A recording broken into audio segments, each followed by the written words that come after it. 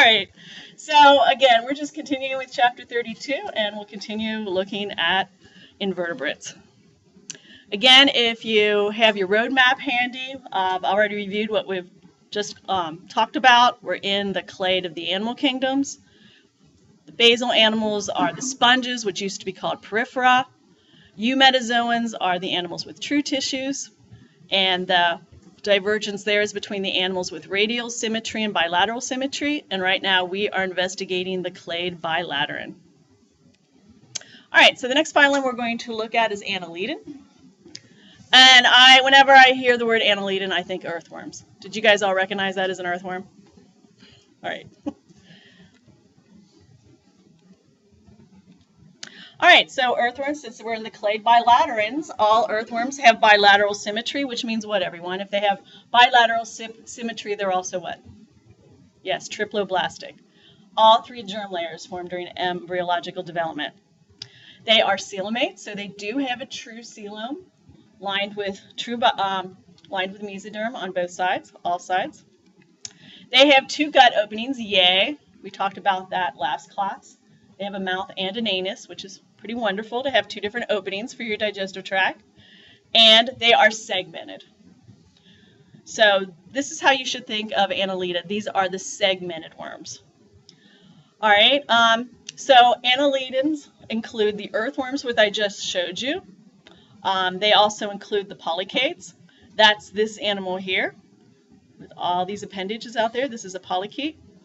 And they also include leeches.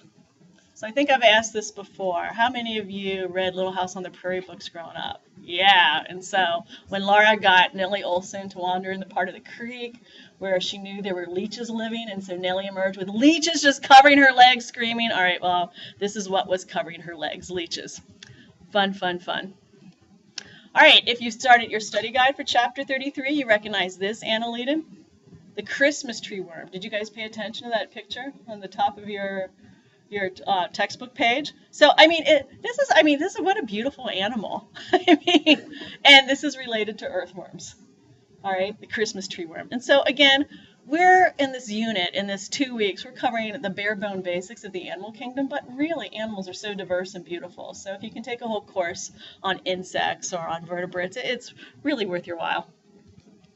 All right, I'm not going to talk a whole lot about earthworms and annelidans. I think they're pretty straightforward. So in your study guide, be sure to read about why earthworms are so advantageous to agriculture. And if you're pre-med especially, you're going to want to read about why leeches hold promise for modern medicine. How many people have heard in the olden days, they thought if you were sick, you had bad blood, and they put leeches on you to suck out the... Yeah.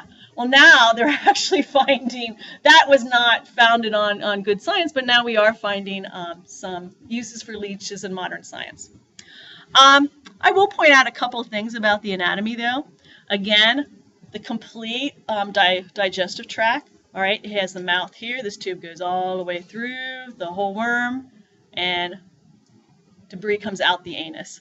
It has a closed circulatory system, and these little things here are actually referred to, that these are the animal's hearts. Now, when I used to do more labs well, anyway, I had my students dissect a preserved earthworm, which is okay, it's sort of boring. It's a digestive tube with inside a tube. But then some of my students brought in a live earthworm, so we chloroformed it to knock it out, so it was basically brain dead, and then we cut it open, and it was so cool. These hearts, which are actually called aortic arches, they were just pulsating, bump, bump, bump, and they're the coolest thing to see. Yeah, at least I thought it was cool. Believe it or not, an earthworm has a brain, so here's something else I will point out too. This little thing, that is the earthworm's brain, so it doesn't take much to make it brain dead. And notice the nerve cord runs on the worm's ventral side, this is what we would call the stomach side. So here's the brain, and here's the ventral nerve cord. All right, again, the big thing is they are segmented, and they have these little excretory organs in every single segment. Okay, so there's a quick and dirty overview of the earthworm and phylum Annelidin. All right, so here we go. What we've been looking at are the Lophotrochozoans, and now we are going to move into this new clade, Ecdysozoan. So what is true about the Ecdysozoans? They do ecdysis. All right, Did I tell you this before? What is another name for ecdysis? It is molting. All right, so ecdysis means molting. So ecdysozoans do ecdysis. So what is this? What is this here? What is this animal? Cicada, which is an insect. So we're going to see insects in this clade. So this is a cicada emerging from its exoskeleton. All right, I think that looks pretty cool personally, but all right, but the first phylum we're going to look at in the clade Ecdysozoa are the nematodes. So does anybody know the nickname for the nematodes? So the annelidans were the segmented worms, and the nematodes, yes, they are the roundworms. But we'll go through their characteristics one at a time. Yes, we are in clade bilateran, so they still have bilateral symmetry. Therefore, they are also what, everyone? Triploblastic, very good. They are pseudocoelomates. They are pseudocoelomates. They have 2 gut openings still, and, drum roll, they're round. They are not segmented. They are not flat. They are round. And they have a hard cuticle. Okay, they have a hard cuticle. Now I want you to look at the scale here. This roundworm, this is not a huge thing. This is only 25 microns right here. This is the scale, 25 microns. So roundworms tend to be very, very, very tiny. And if you would just pick up just a small amount of soil, they'd probably just be full of these microscopic roundworms. All right. It's amazing. These roundworms are just ubiquitous on the planet. They are all over the place, but they're microscopic. Most of them are microscopic, so we don't pay a whole lot of attention to them. Again, this is 1 millimeter right here. Look at this. We have classified over 25,000 species of these worms. I mean, you wouldn't think they look that different, but these are 25,000 individual species. They cannot mate with each other. And what we speculate, there's probably at least 500,000 species of nematodes. Isn't that crazy? All right, they're probably among the most widespread of all animals. Has anybody heard of this biologist, a very famous biologist named E.O. Wilson? He came up with, for that concept of biophilia, which we'll talk at the end of the semester. He came and spoke at UD a few years ago. And one idea that he came up with, and this has been repeated a lot, that if you removed all life from planet Earth, all life except for nematodes, a lot of the landscape of the Earth would be still there. Because these are ever-present inside organisms, inside mountains, they're just all over the place. All right. Now, some nematodes are parasitic. So we humans, these are the ones we give all our attention to. So here are some parasitic roundworms you may have heard of. Hookworms are parasitic roundworms, pinworms, and trichinella. And trichinella causes the disease trichinosis. So these are all parasitic roundworms. So again, these are the ones we've actively investigated. Saying who here knows how you get trichinosis? If you wanted to give yourself trichinosis, what should you do? Not cooked pork, all right? Not cooked. You have to cook it very thoroughly. I mean, some kind of meat you can eat rare, never pork. They will never serve you rare pork in a restaurant, and this is why. All right, so if a pig, all right, because the pig is one host of this roundworm, humans are another. If you eat the eggs, this is what happens. These juveniles will become encrusted in your muscles, all right? And this is also in the pig muscles. So if you eat the pig's meat that's uncooked, there could be these juvenile nematodes in there. And again, how would you see them? Because they're microscopic. This is only 50 microns right here. So if there are these nematodes in your pork, you would never see them. If you cook the meat, all right, if you cook the meat, then you kill them and it's safe to eat. But do you want these little things encrusted in your muscles? I think not. So cook your pork is the take-home message. All right, I think this is a really cool picture. Nematode meets fungal doom, all right? You've heard of carnivorous plants before, right? This is actually a carnivorous fungus. Now, when I talked about community relationships, okay, community, we'll get more to this in our ecology unit, but community just means different species of organisms interacting with each other. And what I showed you before when I looked at fungi was mainly mutualistic relationships, how the fungi and the leafcutter ants had a mutually beneficial relationship. All right, how the fungi and algae and lichen had a mutually beneficial relationship. All right, this is not mutually beneficial.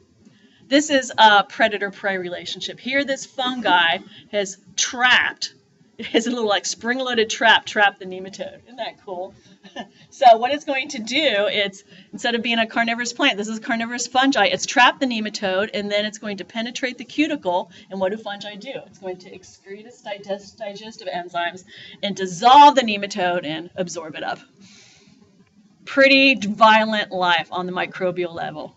I don't feel that sorry for it. Do you guys? All right. I just did the wrong way. All right, so moving right along, we're still in the ecdysozoans, is phylum Arthropod. All right, arthropods in sheer numbers are the most successful phylum on the planet. There's over 1 million known species of arthropods. So most animals are arthropods. So when we played that little game, name as many animals you could, again, if it was representative, most of the animals you should have named were arthropods. All right, so major characteristics of arthropods. They, once again, have bilateral symmetry. We're still in the clade bilateral, and therefore, y'all know they're diploplastic. They are coelomates. They have a coelom, a true coelom lined with mesoderm. They still have 2 gut openings. And remember what clade we're in? We're in the clade Ecdysozoa. So here we have, what animal is this, everyone? It's a grasshopper, and you see it molting, shedding its exoskeleton. All right. Key characteristics of phylum Arthropoda, they have jointed leg. Again, this is the derivation of the name. Arthro means joints, poda means foot. All right, so has anybody been to an arthroscopic surgeon and had your joints operated? What did you have operated on, Casey? Your hip, and that's a joint. All right, so arthroscopic surgery deals with joints. All right, so these are the jointed-legged animals. And their jointed legs have been adapted for many, many functions. So the best representation of this, now I call this critter a crawdad, all right? I don't like crayfish, that's just too fancy for me. I used to go to the creek when I was a kid, and we loved to catch crawdads. So anyway, if you look at their legs, some of the legs are for walking, but some of these legs are actually adapted for feeding, and then these legs here, the pinchers, have been adapted for defense. All right. Another characteristic of phylum Arthropoda, they have a segmented body. Anybody else here catch crawdads when they're kids? Who caught crawdads? Oh, good. You know what? I don't think you've lived until you caught crawdads, all right? You know, we used to have a club, and you had to put a crawdad on your hand and not be scared. You know, they usually don't pinch you, especially if you know how to hold them. All right, so back to the lecture. They all have exoskeletons made out of chitin. Okay. Where else have we seen chitin before? Fungal cell wall. All right, so, but this chitin is lined, it also has a protein component. All right, but the chitin is the arthropod or insect exoskeleton. So the arthropod, whether you're talking a crawdad or an insect, they have to molt in order to grow because this limits the size of their body. So again, molting is called ecdysis. So in order to grow, you have ecdysis. Yeah. All right. Another thing they have is an open circulatory system, which means that I'm going to pause it here.